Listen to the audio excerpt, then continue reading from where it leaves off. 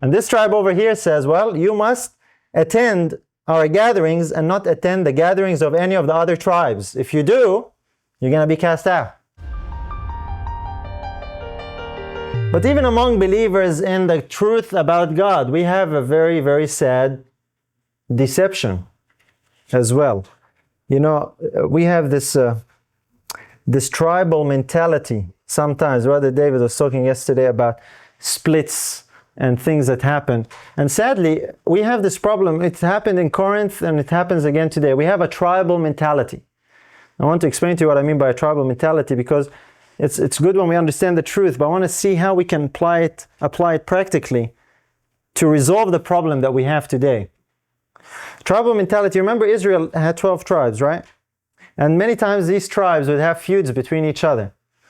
They wouldn't like each other. These tribes would band against these tribes and they would fight. They would go to war over whatever issues there might be. Sometimes trivial issues, nonsense issues. One time they went to battle without inviting this tribe and said, how come you went to battle without us? And we're going to attack you.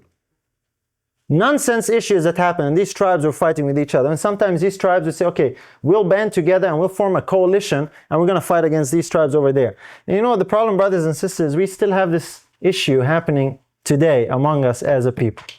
We have tribal mentality, isn't that right? You know, this tribe here bands together and they're against this tribe over here. And if someone ventures to go into that tribe there, that's it. They belong to the other side and they're going to get attacked. And sometimes some of these tribes, they band together, even though they might have things that, differences between them. All of a sudden, in light of the fight against that tribe, let us put aside our differences for now, and let us band together and fight against this tribe. And you know, we have tribal rules, you know. In order to join this tribe, you must agree with everything that the leader of this tribe says. If you don't, you're going to be cast out. And this tribe over here says, well, you must attend our gatherings and not attend the gatherings of any of the other tribes. If you do, you're going to be cast out. And then there are people who say, you know what, this tribal mentality is so wrong. I don't want to belong. I want to be free. I can go here, I can go. I don't want to take sides. I want to be a non-tribal person. And so they get classed as the non-tribal tribe. And then we have a problem because that mentality is so prevalent. You know what I'm talking about, brothers and sisters? That is so discouraging and disheartening. You know, I have young people, I talk to young people sometimes, and some of the young people, they see what's happening and they don't know what to make of it. And they see, you know, the head of this tribe and the head of this tribe, and they're going at each other's throats. And you know how discouraging and disheartening for their faith that is? And you know that when we contribute to that type of mentality, we are not manifesting that Christ is ministering here. That's really what the problem is.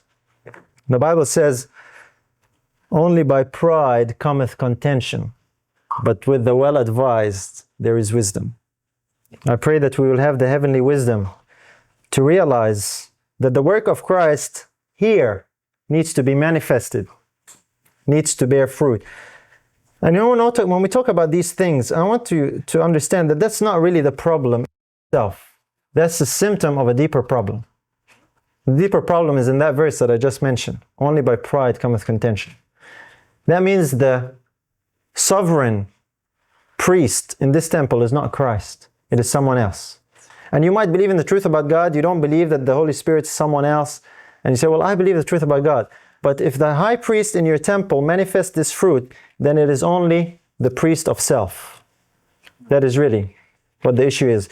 It doesn't matter who replaces Christ as that priest here. It's not just the Trinity problem.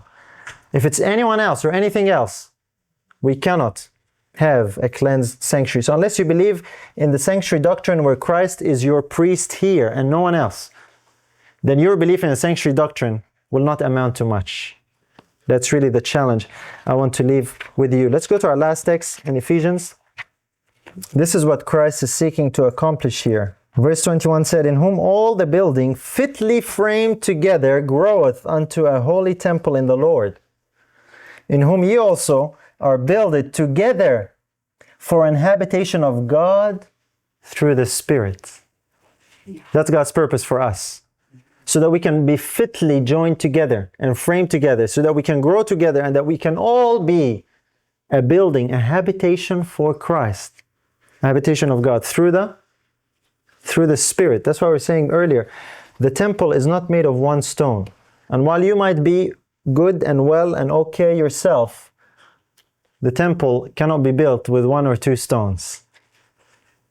It's all the stones put together. And God has not assigned the work of building the temple to anyone but Christ. The Bible prophesied of him and said, and he shall build the temple of the Lord, and he shall bear the glory. Isn't that right? In that passage we use a lot in Zechariah about the council of peace being between them both. It also tells us who the builder of the temple or the sanctuary is. And Christ is building here on earth. And sadly we have many times self-appointed engineers and builders who say, this stone fits here, but this stone doesn't fit. This stone needs to be cast out. It doesn't belong in the building. And sadly we think, and just because the stone doesn't look like us, or doesn't talk like us, or doesn't necessarily believe everything like us, then that stone is not fit to be in the building of the sanctuary. And sadly we have self-appointed leaders who have taken upon them the woeful responsibility of determining who is qualified to be in the temple. Beware, because when Uzzah touched the ark, he did not live very long after that. He was stepping on that which was God's prerogative only. God is the builder of the temple, and he is polishing and molding and chiseling the stones so they could all fit. And not every stone is identical. And if you will only say, I want to be in the sanctuary where every stone is just like me, you just might very well end up being not in the sanctuary yourself.